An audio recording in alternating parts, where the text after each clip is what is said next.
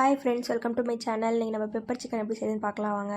அதுக்கு ஃபஸ்ட்டு நம்ம மிளகா 3, ஏலக்காய் 2, கல்பாசி, கிராம்பு 4, பட்டை கொஞ்சமாக, அதுக்கப்புறம் தனியா வந்து ஒரு டேபிள் ஸ்பூன், சீரகம் 3 டேபிள் ஸ்பூன், மிளகு 1.5 டேபிள் ஸ்பூன் போடணும்.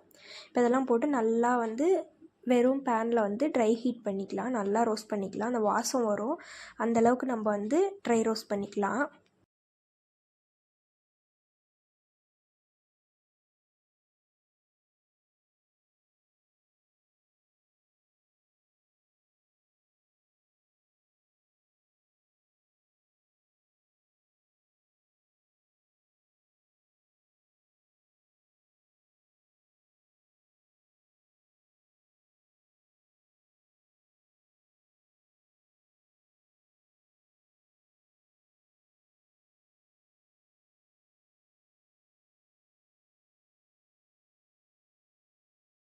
இப்போ பாருங்கள், எல்லாமே கொஞ்சம் கலர் மாறி இருக்கும், நல்லா வாசமாகவும் வரும். அப்போ நம்ம ஸ்டவ் ஆஃப் பண்ணிவிட்டு ஒரு பிளேட்டில் மாற்றி வச்சுக்கலாம்.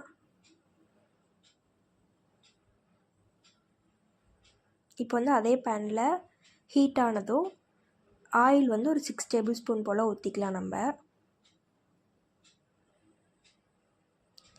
ஆயில் ஹீட் ஆனதும் பச்சை மிளகா 1 நான் பொடிசாக கட் பண்ணி சேர்த்துக்கிறேன்.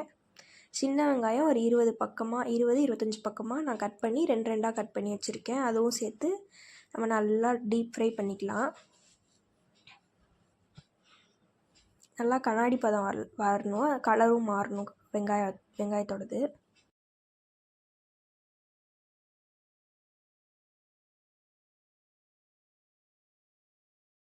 பாருங்கள், நல்லா இந்தளவுக்கு வெந்ததுக்கப்புறம் இப்போ நம்ம இஞ்சி பூண்டு பேஸ்ட் நல்லா இடித்து அதுவும் ஒரு டேபிள் ஸ்பூன் சேர்த்துக்கலாம். அதை லைட்டாக மிக்ஸ் பண்ணிவிட்டு அந்த பேனில் ஒட்டாமல் இருக்க லைட்டாக கல்லுப்பு சிக்கனுக்கு தேவையான அளவு சேர்த்துக்கலாம். நம்ம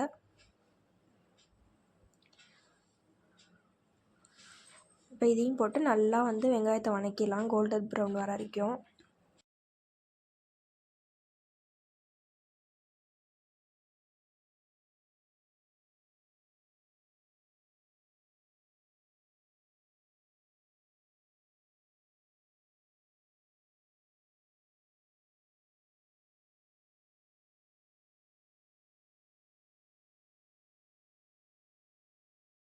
பாருங்கள், நல்லா இந்தளவு கலர் மாறிடுச்சு வெங்காயம். இப்போ நம்ம வாஷ் பண்ணி வச்சுருக்க சிக்கனை சேர்த்துக்கலாம். நான் குட்டி குட்டியாக கட் பண்ணி வச்சுருக்கேன் சிக்கனை. அதுதான் இந்த பெப்பர் சிக்கனுக்கு நல்லா டேஸ்ட்டாக இருக்கும். நல்லா கட் பண்ணி வச்சதை போட்டுட்டு நல்லா அந்த எண்ணெய் எல்லாம் இஞ்சி பூண்டு பேஸ்ட்டு வெங்காயம் எல்லாம் ஒட்டுற அளவுக்கு நல்லா போட்டு ஃப்ரை பண்ணிடணும் சிக்கனை. அந்த கொஞ்சமாக லைட்டாக வேகிற அளவுக்கு நம்ம நல்லா போட்டு வதக்கிடணும் சிக்கனை. நல்லா சிக்கனோட கலர் மாறி இருக்கும் அந்தளவுக்கு.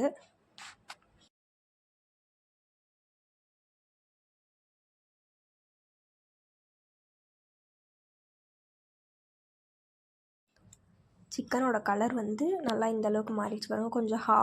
கொஞ்சமாக வெந்திருக்கணும், அந்த பாதி அளவுக்கு. இப்போ மசாலா ஆட் பண்ணிக்கலாம். நம்ம மஞ்சள்தூள் 1/4 டேபிள் ஸ்பூன். அதுக்கப்புறமா நம்ம வறுத்து அரைச்சி வச்சோம் பார்த்திங்களா, அதை நல்லா மிக்சியில் போட்டு நைஸாக அரைச்சிடணும். நம்ம எக்ஸ்ட்ரா எந்த பொடியுமே சேர்க்க மாட்டோம், இது மட்டும்தான். இப்போ இந்த பொடியை நம்ம நல்லா கொட்டிடலாம். கொட்டிட்டு தேவையான அளவு நம்ம தண்ணி ஊற்றிக்கலாம். அந்த மிக்சியில் இருக்கிறத கொஞ்சம் நல்லா வாஷ் பண்ணி ஊற்றிட்டு அதுக்கப்புறம் நல்லா சிக்கன் முழுகிற அளவுக்கு நம்ம கொஞ்சமாக தண்ணி ஊற்றிடலாம். ஏன்னா சிக்கன் அப்போ தான் நல்லா சாஃப்டாக வேகும். அதனால் நல்லா ஊற்றி நம்ம கிளறி விட்டுடலாம் சிக்கனை. அந்த ஃபுல்லாக எல்லாம் தண்ணி அந்த முழுகிற மாதிரி தண்ணியில்.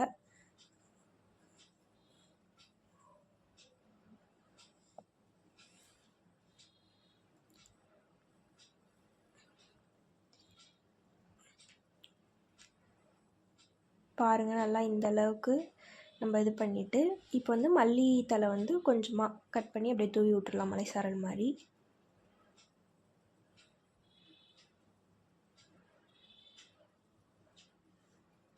அவ்வளோதான். இப்போ தட்டு போட்டு மூடி வச்சு சிம்லேயே ஒரு 10 மினிட்ஸ் நல்லா குக் பண்ணோன்னா நம்மளோட சிக்கன் நல்லா சாஃப்டாக ரெடி ஆயிரும். இப்போ நம்ம என்ன பண்ணணுன்னா அடுப்பு வந்து நல்லா ஹை ஃப்ளேமில் வச்சுட்டு பக்கத்துலேயே இருந்து நல்லா கிண்டி விடணும். பாருங்கள் எண்ணெயெல்லாம் பிரிஞ்சு வந்திருக்கு. இப்போ அந்த சட்டியில் வந்து அந்த நம்ம ஊற்றின தண்ணிலாம் ஃபுல்லாக இஞ்சிட்டு அந்த எண்ணெய் மட்டும்தான் இருக்கணும். அந்த அளவுக்கு நம்ம வந்து ட்ரையாக பண்ண போகிறோம். இப்போ பாருங்கள் நான் காமிக்கிறேன். ஒன்றும் பண்ணாலும் நம்ம ஹை ஃப்ளேமில் வச்சுட்டு அடி பிடிக்காமல் கிண்டி விட்டுக்கிட்டே இருந்தால் அது ட்ரை ஆயிரும். நம்ம ஊற்றின தண்ணியெல்லாம் சிக்கனும் நல்லா சாஃப்டாக வெந்து வந்துடும். பாருங்கள் நான் காமிக்கிறேன்.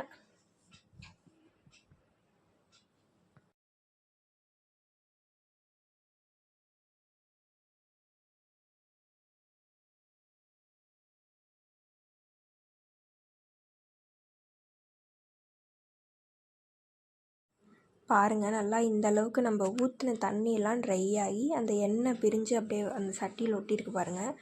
நல்லா கோல்டன் கலரில் தக தக தகன்னு நம்மளோட பெப்பர் சிக்கன் ரெடி ஆகிடுச்சு. இதுக்கு வந்து நம்ம எக்ஸ்ட்ரா மசாலா எதுவுமே சேர்க்க மாட்டோம்.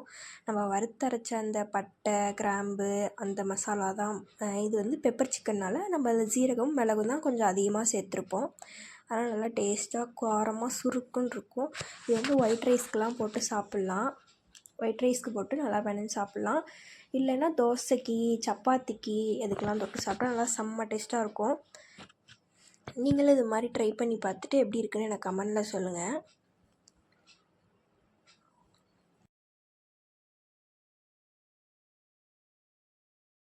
அடி பிடிச்சிடாமல் நல்லா எல்லா சைடும் வந்து அந்த எண்ணெய் பிரிஞ்சு வர மாதிரி நம்ம நல்லா கிண்டிக்கலாம். இப்போ வந்து ஒயிட் ரைஸ்லலாம் சுட சுட ஒயிட் ரைஸில் நம்ம செஞ்ச பெப்பர் சிக்கனை போட்டு சாப்பிட்டு பார்த்தா செம்ம டேஸ்ட்டாக இருக்கும். நீங்களும் இது மாதிரி ட்ரை பண்ணி பார்த்துட்டு எப்படி இருக்குன்னு எனக்கு கமெண்டில் சொல்லுங்கள். நம்ம சிக்கன் பீஸ் குட்டி குட்டியாக போட்டு செஞ்சால் எல்லா பைட்லேயும் நமக்கு சிக்கன் இருக்கும். நல்லா டேஸ்ட்டாகவும் இருக்கும். இது மாதிரி நிறையா வீடியோ பார்க்க நம்ம சேனலை ஃபாலோ பண்ணிக்கோங்க. சப்ஸ்கிரைப் பண்ணுங்கள், லைக் பண்ணுங்கள், ஷேர் பண்ணுங்கள், கமெண்ட் பண்ணுங்கள்.